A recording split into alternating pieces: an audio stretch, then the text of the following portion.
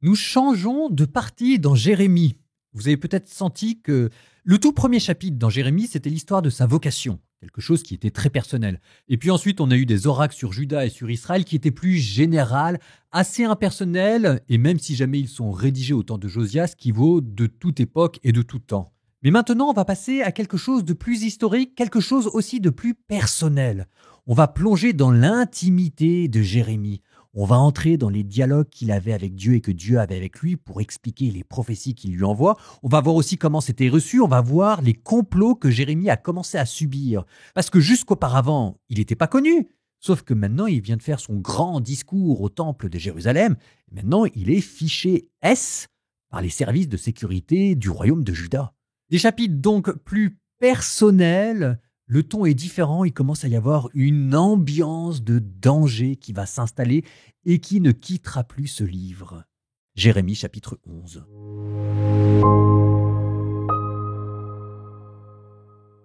Parole du Seigneur adressée à Jérémie. Écoutez les paroles de cette alliance. Dites-les aux gens de Juda et aux habitants de Jérusalem. Tu leur diras, « Ainsi parle le Seigneur, le Dieu d'Israël.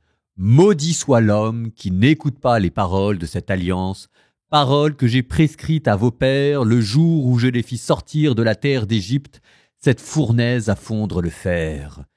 Je leur ai dit, écoutez ma voix et mettez en pratique tout ce que je vous prescris. Vous serez mon peuple et moi je serai votre Dieu. Et ainsi je tiendrai le serment juré à vos pères, de leur donner un pays ruisselant de lait et de miel, comme vous le voyez aujourd'hui. » Et je répondis, « Amen, Seigneur. » Alors le Seigneur me dit, « Proclame toutes ces paroles dans les villes de Juda et dans les rues de Jérusalem. Tu leur diras, « Écoutez les paroles de cette alliance et mettez-les en pratique. » Car j'ai instamment averti vos pères au jour où je les fis monter du pays d'Égypte, et jusqu'à ce jour, sans cesse, je les ai avertis en disant « Écoutez ma voix ». Mais ils n'ont pas écouté, ni prêté l'oreille. Chacun a suivi les penchants de son cœur endurci. Alors je leur ai appliqué toutes les paroles de cette alliance que je leur avais prescrit de mettre en pratique et qu'ils n'ont pas mises en pratique. Et le Seigneur me dit, un complot a été découvert chez les gens de Juda et les habitants de Jérusalem. Ils sont retournés aux fautes de leurs pères d'autrefois, qui refusaient d'écouter mes paroles, et ils ont suivi d'autres dieux pour les servir. La maison d'Israël et la maison de Juda ont rompu l'alliance que j'avais conclue avec leurs pères. C'est pourquoi, ainsi parle le Seigneur, voici que je vais faire venir sur eux un malheur auquel ils ne pourront échapper.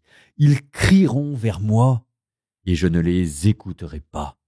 Alors, les villes de Juda et les habitants de Jérusalem iront crier vers les dieux pour lesquels ils ont brûlé de l'encens, mais ceux-là ne les sauveront pas au temps de leur malheur. Oui, Juda, tes dieux sont aussi nombreux que tes villes, et tes autels aussi nombreux que les rues de Jérusalem, ces autels que vous avez édifiés pour la honte, où l'on brûle de l'encens au dieu Baal. Et toi, n'intercède pas en faveur de ce peuple, n'élève pour lui ni supplication, ni prière, car je n'écouterai pas quand ils m'invoqueront à cause de leur malheur. Pourquoi vient-elle dans ma maison, ma bien-aimée, elle qui mène tant d'intrigues? Arrête de sacrifier de la viande. Alors, quand le malheur t'atteindra, tu pourras bien jubiler. Olivier toujours vert, orné de fruits superbes. C'est ainsi que t'avait nommé le Seigneur. Au bruit d'un grand fracas, il met le feu à ton feuillage, et tes rameaux sont mis à mal.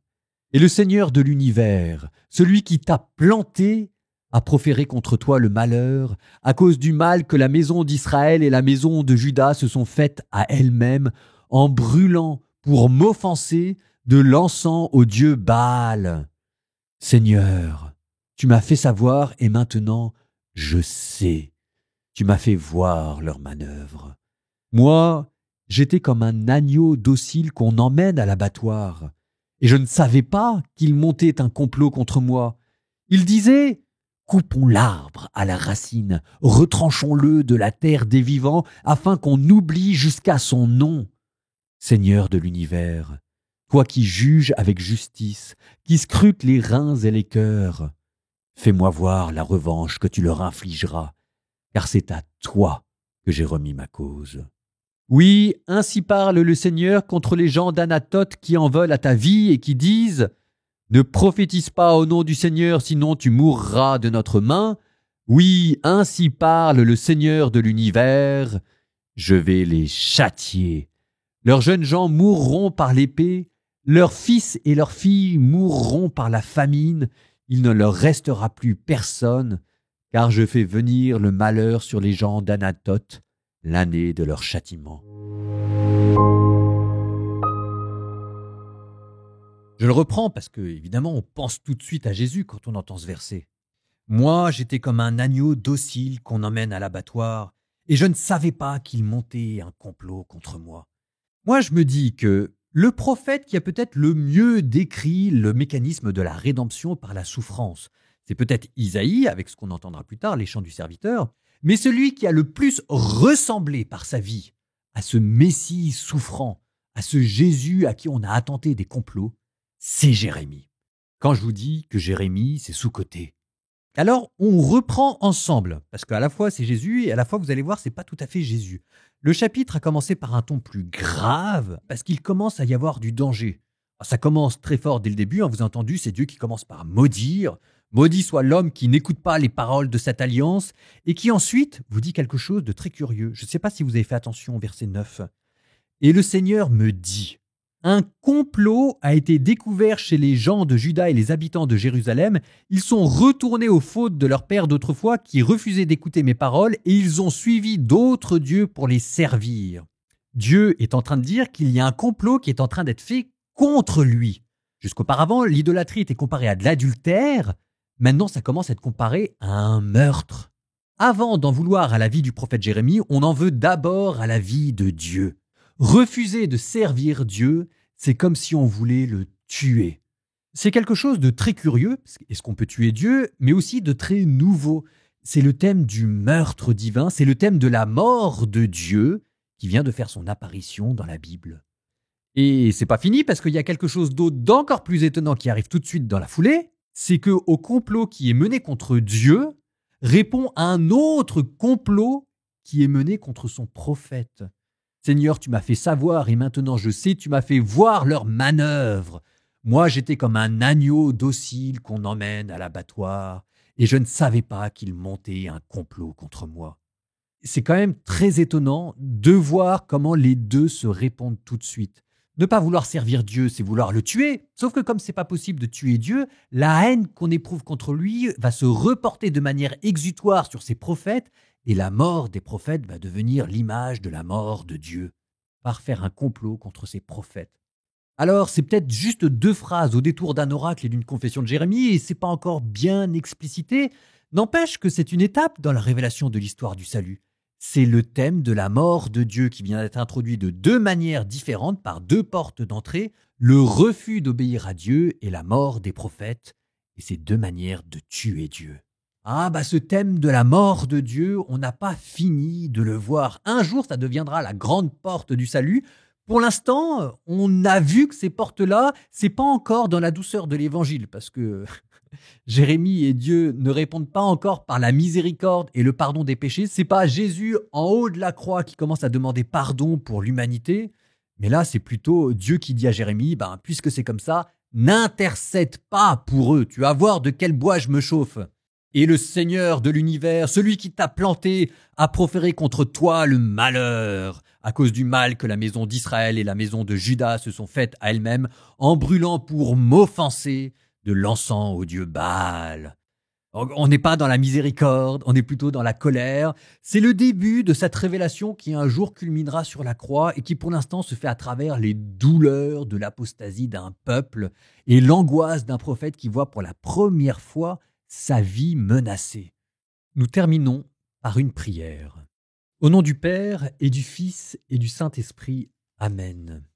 Seigneur, tu m'as fait savoir les manœuvres qui sont attentés contre moi.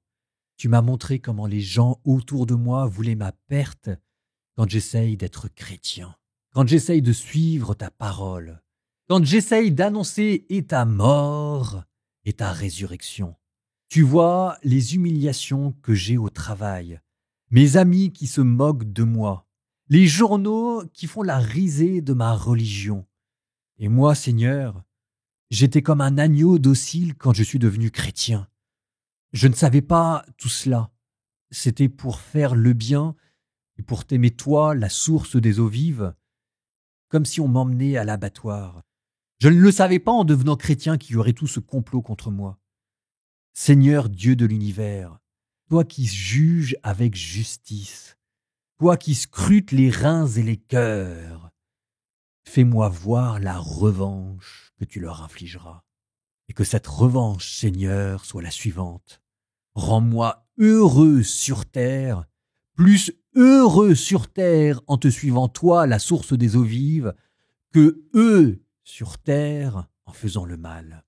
Seigneur, qu'à défaut d'être aimé par les hommes, je sois aimé par toi, et que toi, Seigneur, tu enlèves de mon cœur toute trace d'amertume, et que je connaisse déjà sur terre les joies de ton éternité.